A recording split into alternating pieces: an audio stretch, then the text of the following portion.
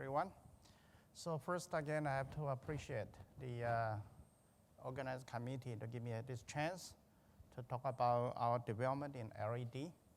And well, since I don't have any company, so when I got invited, then I think I may talk about a little bit more fundamental or more advanced. There might be some new techniques for LED development. Okay, so so again, I'm from National Taiwan University in Taiwan, and I will be mainly talk about two parts. First, I would, of course, in the introduction, I will show you, well, I will review some important issues of LED development at this moment. And then I mentioned that I would talk about two parts. One is a nanorod LED array, and the second part is surface plasma coupled LED. And then I summarize the talk. I don't think I have to say that too much about the important application of LED, because we talk about nitride LED. Is energy-saving technology, and it can be used for solid-state lighting, LCD display, backlighting, full color display, and traffic lighting. Okay, and of course, LED has been widely commercialized, but we still need a lot of efforts to improve the efficiency and to make the output power even higher. So that is a lot of efforts we still need. And as I mentioned, we are talking about nitride-based LED. So if we use indium gallium nitride, actually, indium gallium nitride can cover the whole visible range. But because of the large lattice mismatch between gallium nitride and indium nitride, there's 11% lattice mismatch. So now, so far, if we try to grow high indium contents, indium gallium nitride quantum wells, we still have some difficulty. So the efficiency of green or even red LED based on nitride is still a little bit difficult. And the other important issue is the internal field and the quantum-confined star effect in such a quantum well, indium gallium nitride quantum well structure. Because of the large lattice mismatch, I mentioned that the gallium nitride barrier layer will produce a strong piezoelectric field in the indium gallium nitride well layer. And also, because they have indium gallium nitride and gallium have different polarization property, they also have a polarization field in the quantum well. And since this is PIN junction, so also we have a built-in field. So you put them together, this piezoelectric field will dominate to produce a net field in the direction from the P-type to the N-type. So with such an internal field, then we expect the potential tilt in the quantum well. And with potential tilt, the hole and the electron will be separated in space and will reduce the radial recombination efficiency. So that would affect the overall efficiency of an LED. And also, when you fabricate LED with such a structure, then when you change the injection current, because you increase the carrier density in the quantum well, that carriers will screen the internal field and make the potential tilt disappear or smaller. So in this situation, you find that when you increase the injection current, the emission wavelengths would precipit. So it means that you have the changing colors of LED when you have a different injection current levels. So people that try very hard to try to eliminate this quantum-confined star effect. And of course, many groups in the whole world, they developed nonpolar substrate and to grow the nonpolar quantum wells or LED. And the other way we can implement such a nonpolar or semipolar structure is if we can grow a nanorod, nanocolumn structure. Actually, that's what we're going to talk about today. Then if you go along the C-axis, the rod along the C-axis, then the sidewall of the rod will be along the M-axis. That's nonpolar. And also, if you can create this pyramidal structure at the top and on the slant facet, that's 1 minus O1 facet, that would be semipolar. So either this face or this sidewall quantum well, if you can put on quantum well on the surface, then you would have the nonpolar or semipolar structures, and the quantum-confined style effect can be reduced. Okay, so I can summarize that some important issues are LED development. Now, the first is the green gap. Probably you have heard that because I mentioned already, when we try to increase the indium content to reach the longer wavelength emission, then the crystal quality of the quantum well will become poorer, so the efficiency will be reduced. On the other hand, now you know there's a very well-known ray LED based on aluminum gallium indium phosphide. And when you try to shift to the large band gap or shorter wavelengths, the efficiency also drops very fast. So in the green range, actually, the efficiency is a material system. The efficiency is quite low, so we call green gap. So this is something we try to improve. And of course, you may have heard that the efficient droop effect. And also, I discussed already there's the reduction of quantum-confined style effect. We try to use nonpolar and semipolar LED. And also, now there's a very important trend. Try to use silicon substrate because people try to use a larger and a larger wafer, and silicon substrate is a good choice. And of course, they have a lower price. But when we try to grow nitride on silicon substrate, we still have a problem of wafer cracking because of the large thermal expansion coefficients between the gallium nitride and the silicon. And also there's a poor crystal quality because they have a different lattice constances. Okay, light traction, another issue, and I mentioned already, we always need a high power LED. So today I will be talking about two subjects. One is nanorod LED diode array, and the other is surface plasma couple LED.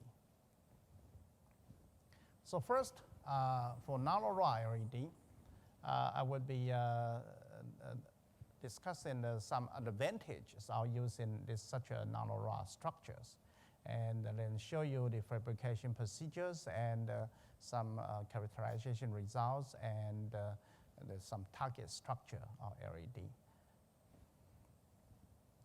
So LED, you know that we have, this is conventional lateral LED because normally we use sulfide substrate, which is actually an insulator. So we have to put the p-type and contact on the same side of the substrate. And so the current will flow in the lateral direction, so we call lateral LED. And to improve the efficiency of such a LED structure, then people developed techniques to remove this sulfide substrate. So before that, we can have a wafer bonding of the epitaxial layer onto a conductive substrate, such as silicon or copper. And then we can make this a vertical structure, so the current can flow, because everything now is conductive, so we can have the p-type, n-type on the different sides of the new substrate. So current will flow in the vertical direction, so we call it vertical LED. But both are either lateral or vertical LED, they are the 2D dimension structure. Now we are talking about the nanorod growth. You see that we grew very regularly patterned nanorod LED, and we can put a quantum well on the sidewall, and that would be a 3-dimensional structure. Okay. All right. So I would tell you a few advantages of using such a nanorod structure for LED application. The first, we have shown this phenomena a few years ago. when you grow nanorod, we start with a patterned structure with the silicon dioxide as the mask, and on this gallium nitride template. And we grow nanorod from the whole of the silicon dioxide pattern. And you can see that from this TEM image, you can see that is a dislocation, a threading dislocation coming up from the bottom and hit this silicon dioxide mass. Of course, that will stop here. And the other one you can see coming up, and there's a possibility to penetrate into the nanorod, but actually it bended here. So this dislocation does not propagate into the nanorod. And we believe that that's our very preliminary theory that there's some certain strength distribution at the entrance to the nanorod structure. So dislocation would not penetrate into that. And we find that if we have this whole size for growing the nanorod structure, smaller than roughly 300 nanometer, then we would not observe any dislocation in the nanorod. So it means that we can have high crystal quality with the nanorod structure. So that is the first advantage I would say. And the second one is, now we have a nanorod structure, and we put the quantum wire on the side wall, and let the side wall quantum wire emit the light. Now you can do a very simple calculation. Suppose we have a rod height 1 micron, and we have the triangular pattern like this, and the pitch or the distance is 1 micron.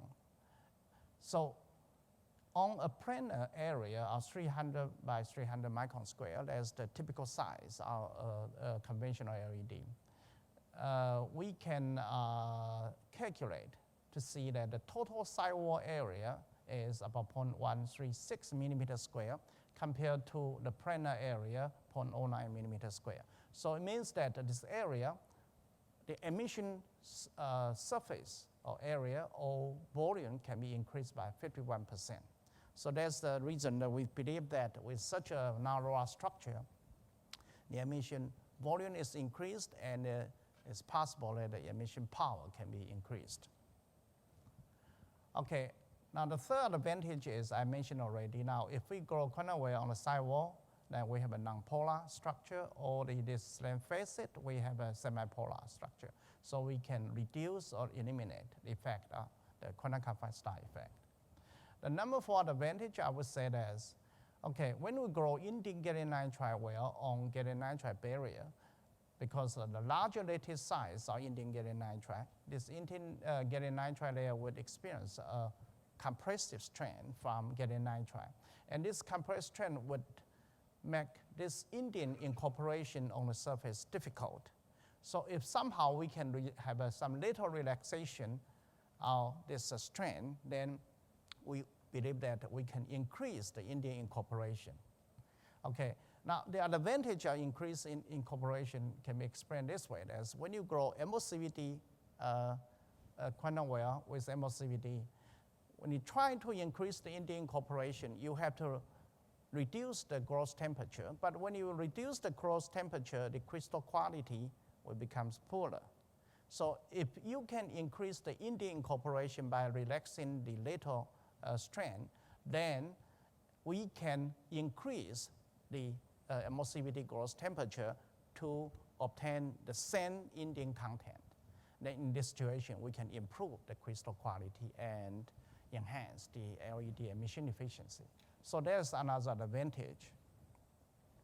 Okay, number 5, I would say here, is because there's a nanorod structure, so we expect strong light scattering after it comes out from the quantum wire. The strong scattering would improve the light attraction efficiency. So there's another advantage. And the final one I would say is, I mentioned the difficulty of growing gallium nitride on silicon substrate. All right, and so if we can grow nanorod first, and we change the growth mode, then we can have a coherence overgrowth to obtain a high quality gallium nitride fin on the top. So with this technique, we can solve both problems of cracking and the low crystal quality when we have a gallium nitride growth on silicon substrate. So actually, I just telling you that is a very important technique using the nanorod structure. Now, of course, there are many groups in the whole world. They are working on nanorod LED. Then I just show you a few examples here. That is a German group. They use self-organized growth technique. They can grow nanorod and emission the quantum wire on the sidewall and slant face it. But this is a very random structure. Okay, and Japanese group, they use MBE and some electron beam or focus on beam patterning technique. They can grow very regularly pattern LED structure with the quantum wire, just we call it the disk-like quantum wire near the top face, and they can control the indium content and different colors emission.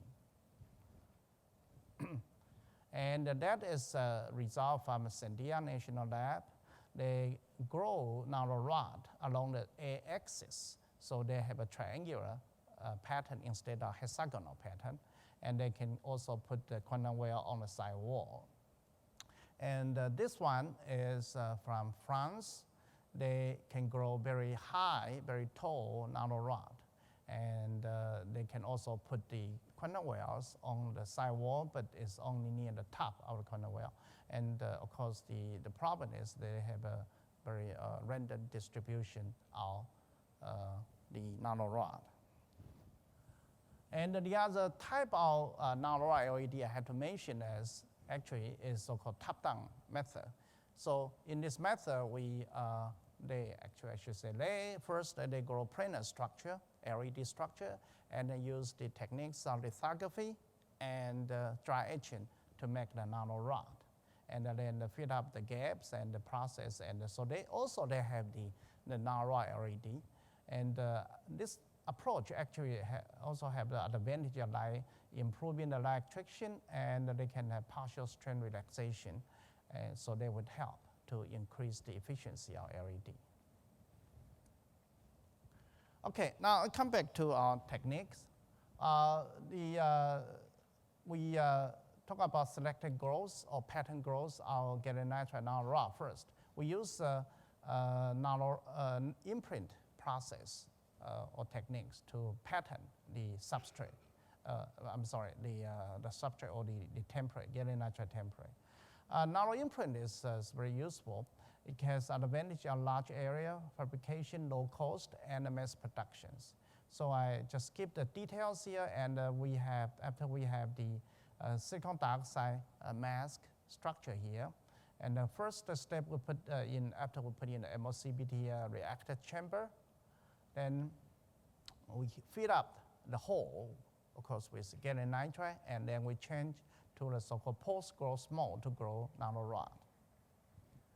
Now here we use so-called vapor liquid solid VLS growth mode and the post-growth techniques.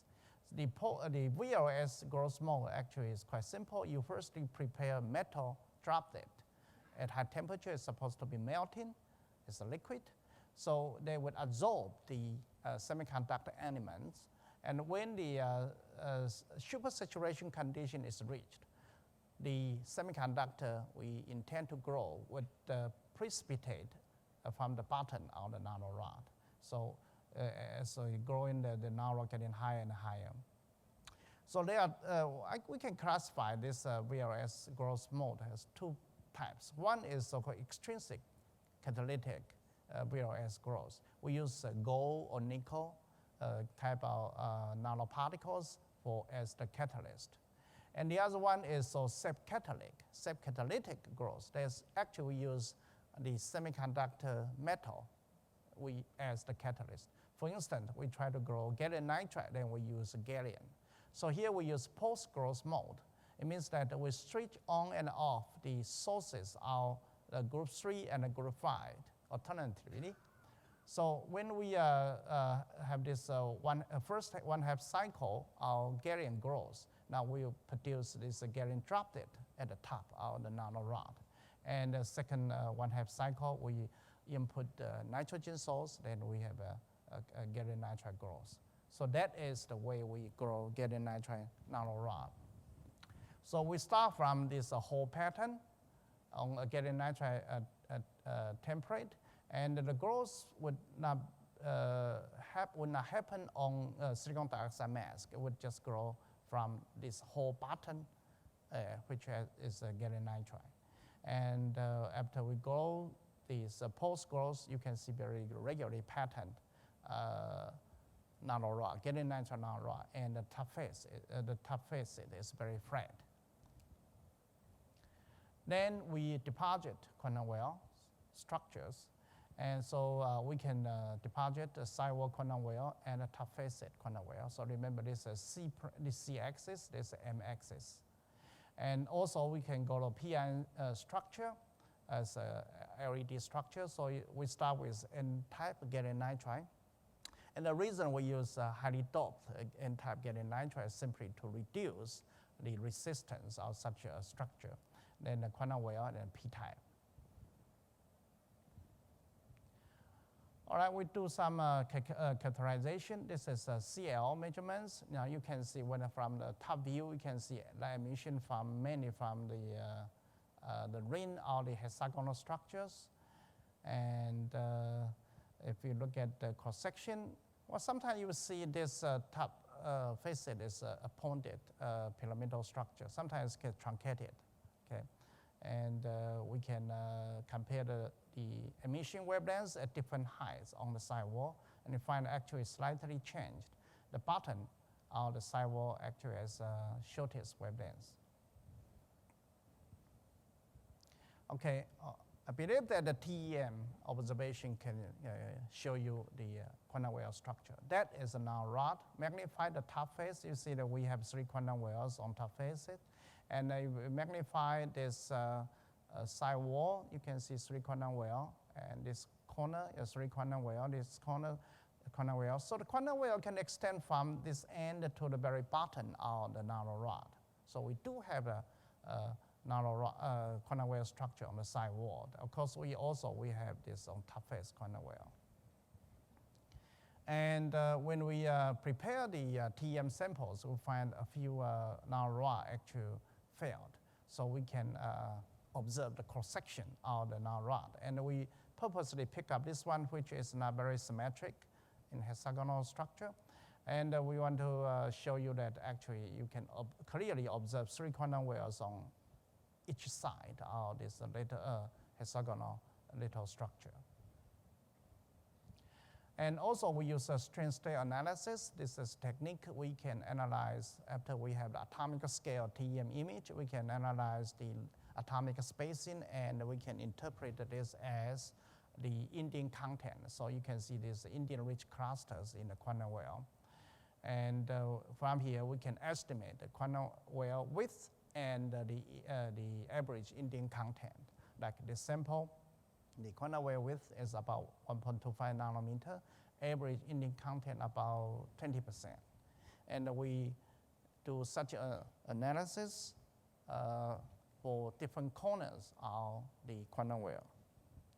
So, and also we prepare for each location of quantum well, we prepare at least 5 strain state analysis image, and we do average, we obtain a result like this. So the top face quantum well looks like have a larger well width, and it's quite small, and there's a sidewall quantum well near the top, middle, height, and the bottom. And the indium content, that is, we estimate, you see is smaller on the top face and then higher on the side wall. And if we make the product of this quantum well width and the indium content, actually you can interpret this as a total indium content. So you see that in the top face, it looks like total indium content is higher and smaller on the side wall. So we are trying to interpret this phenomena, and we search literature. We find that there are 2 papers, but both papers are on MBE growth, not MOCVD. So now we follow their theory in MBE for MOCVD growth. So we believe that when the atoms coming up from the top, when they fall onto the area or the top face, they will grow the top face quantum well structure. When they coming down to reach these gaps between nanorod. And if our temperature is high enough, which is, of course, is high in our MOCVD growth, that atoms will migrate along the sidewall upward.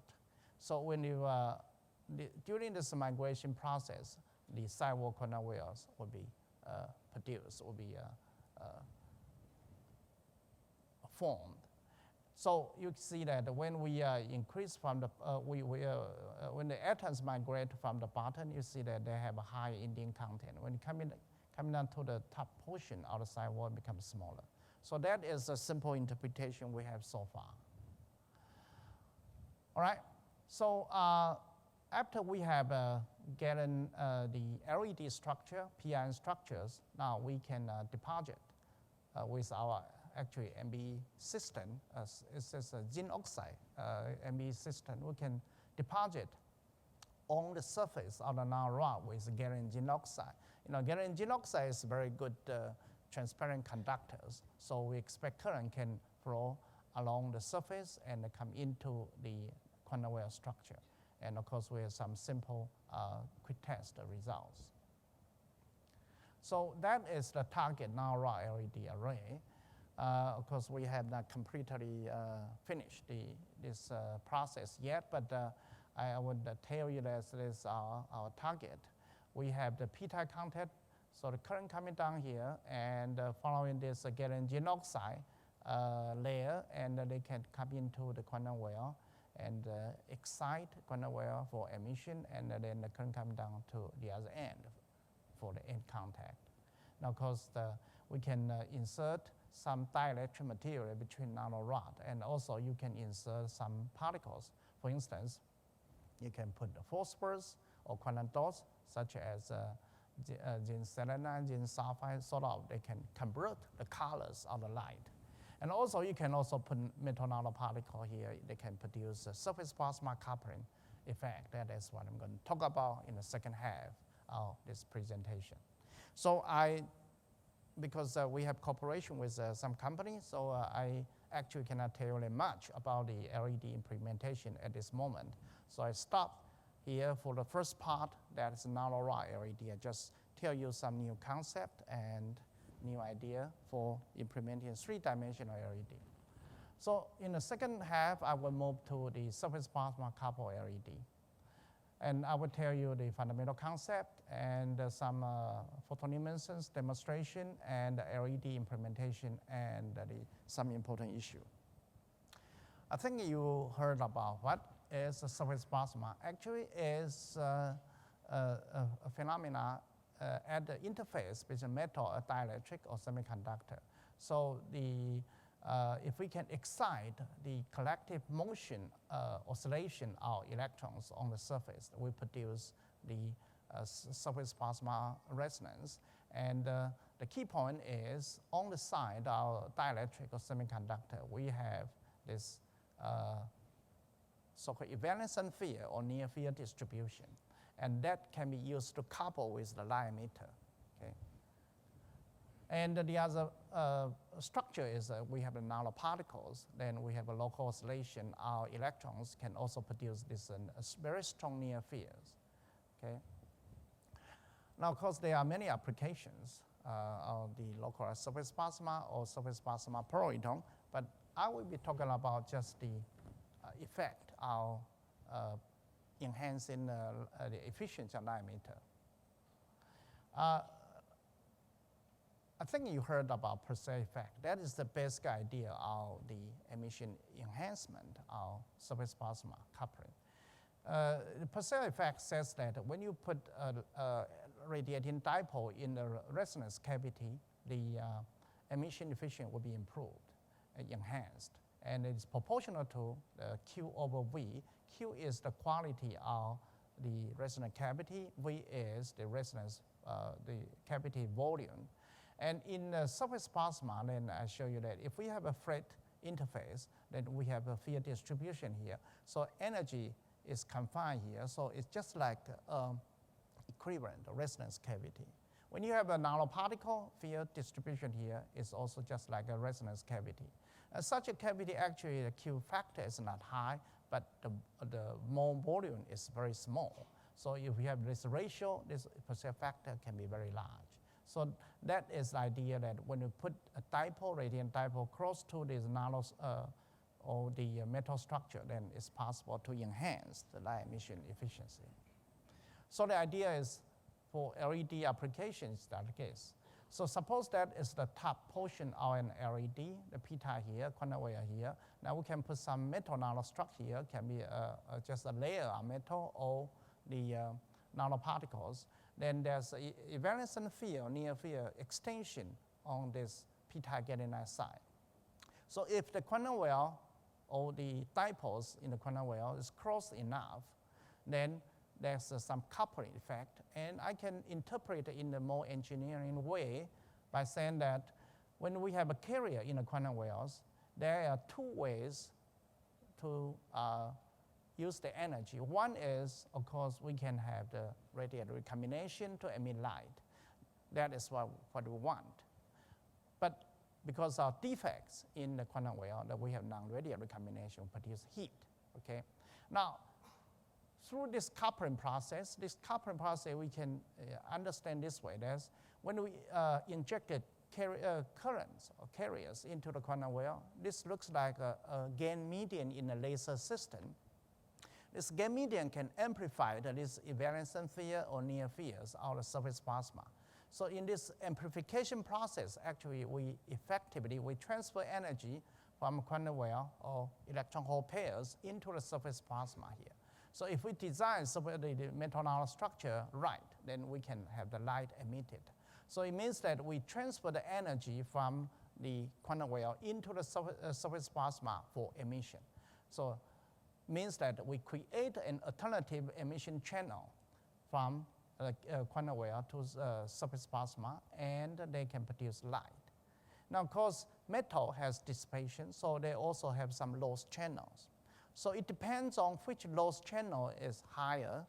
So if you have a high loss channel in the non-radiated recombination in the quantum wire, this channel through surface plasma emission can be a good choice. You can use this way. Okay? So that is the idea of surface plasma coupling with the quantum wire in the LED. All right, so I can summarize the surface plasma coupled LED idea here. The first I mentioned already, because the metal can also produce loss, dissipation.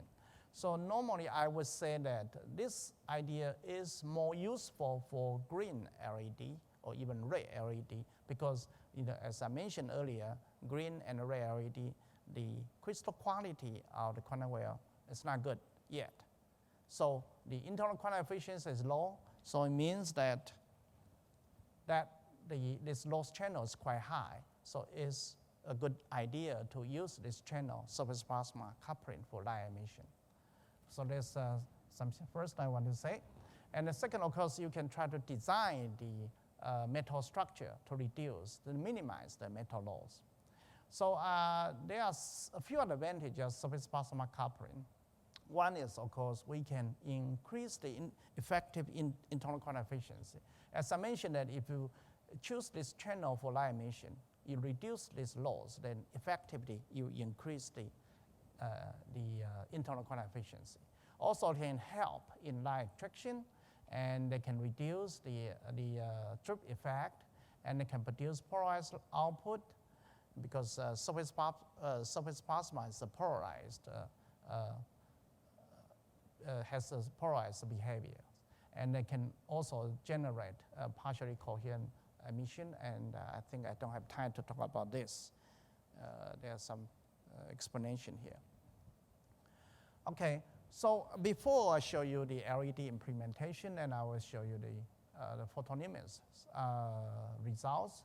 So we use some technique. We can put the silver nanoparticles on the top of quantum wires.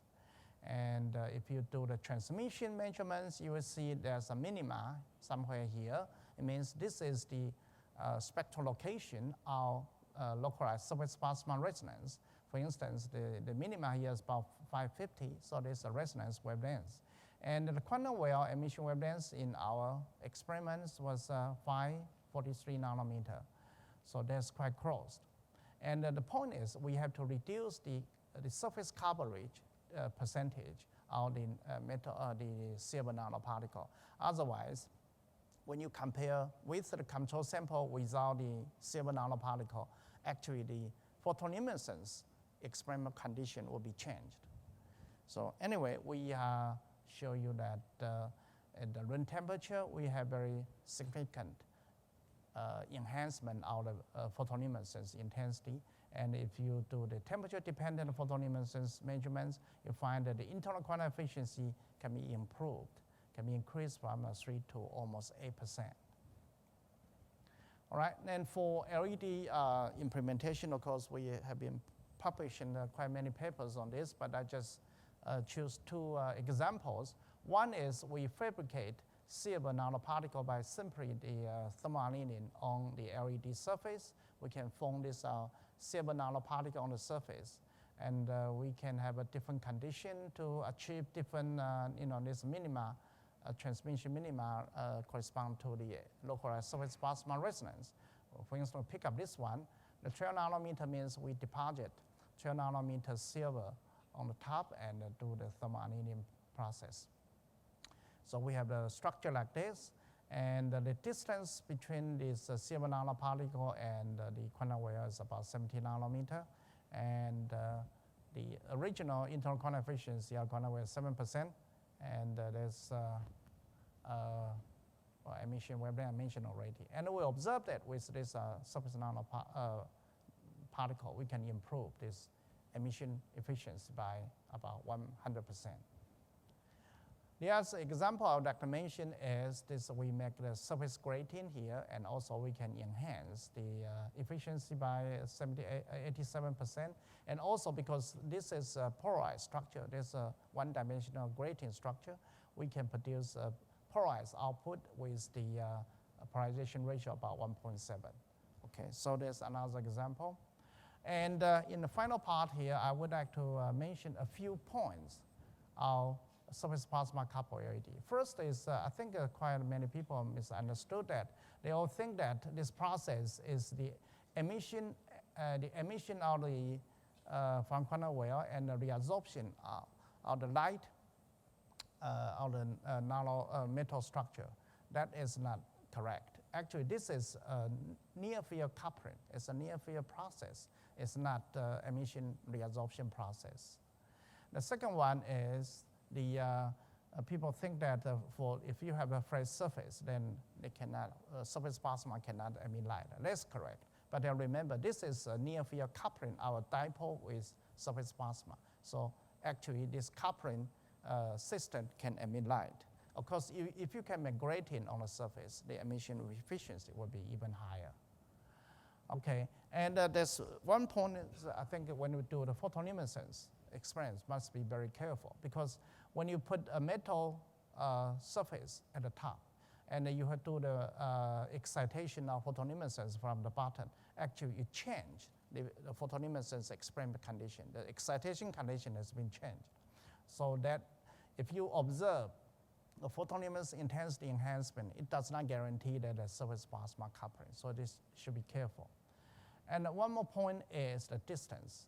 I think people try to argue this point. Of course, the distance shorter between the metal structure and the quantum well will be better.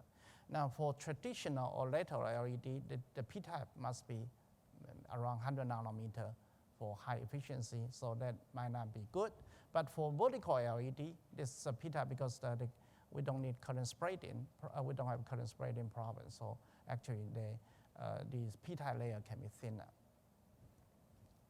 Okay, the other issue is always we had to cover something on the metal nanoparticle here. And for instance, I show you I cover with silicon dioxide, which is graphene index 1.5, and you'll remember with coverage of such that material, the resonance wavelengths will be reshifted. So when you design the wavelengths for be the same or close to the quantum wave emission wavelengths, you have to consider this factor. Okay, the final point is, I think some colleagues in the whole world, they try to embed metal nanoparticle in p-type gallium nitride or whatever inside the gallium nitride to make the distance between the quantum wave nanoparticles closer. I think this is a fantastic idea. But be careful, if you use a very simple Mie theory to evaluate the silver, for instance, silver or gold nanoparticle in gallium nitride, which has a refractive index about 2.5. You find that actually the localized surface plasmon resonance wavelength, for instance, for silver, is always longer like a 570 nanometer. And even you have a higher order resonance, that's higher order, then you can reach maybe a 530 nanometer, but the higher order resonance normally is quite weak here. So if you try to use a fundamental localized surface plasmon resonance, you cannot have the quantum wave emission wavelength shorter than 575 nanometer. So it cannot be used in green or even blue range. So that is something maybe we'll be careful. This is a fundamental theory, okay? Now, this idea to solve this problem is if you can coat a silicon dioxide layer on the surface of the silver nanoparticle, you can tremendously blue shift the resonance wavelengths. For instance, you can down to even the blue range. So this might be the good idea. You put the silicon dioxide coating layer on silver before you put embed it then in the gallium nitride. So I think I stop here. That if I can read the summary yourself, and of course I appreciate efforts of my colleagues, postdoc students, and thank you very much.